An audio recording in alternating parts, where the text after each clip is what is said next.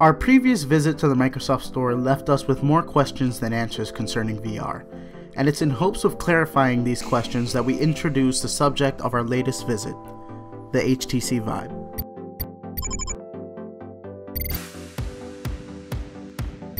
Before use of the product, Francisco and I were made to sign release forms that came with using the Vive. This took all of 5 minutes, and then we were on our way to our second VR experience. The computer powering the Oculus was the Alienware Aurora R5, the same as our previous visit, which features an Intel Core i7-6700, a quad-core processor, a NVIDIA GeForce GTX 1070, 16GB of RAM, 1TB hard drive, and 256GB SSD. The exterior of the Vive is a textured matte black material, presumably plastic. It's given its honeycomb-like pattern both in order to keep the weight of the visors to an absolute minimum and to give it an interesting look. The controllers, like the visors, are made of a hardened plastic material, but are also completely smooth. The pad button on the controllers give little resistance but also feel solid in construction. They also act as individual trackpads for your thumbs.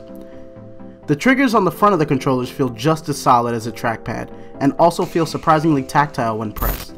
Before being allowed to take a test run of some Vive games, like with the Oculus, we had to first go through Blue.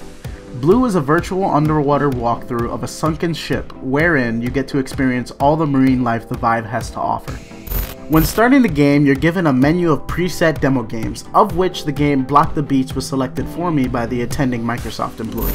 The object of the game Block the Beats is to block the blue and orange orbs with the shield of the corresponding color. I believe this is supposed to be done to the rhythm of some form of music, but due to the subpar quality of the built-in audio of the HTC Vive, all I could see was a random flurry of orbs without pattern. Once I settled into my own rhythm for the game, playing it became a rather enjoyable and simple experience. As a whole, I'd say that using the Vive was a staggering experience. While the visuals and the processing of the game were smooth and natural, the heft of the goggles and the less than enjoyable audio quality made it a mixed bag.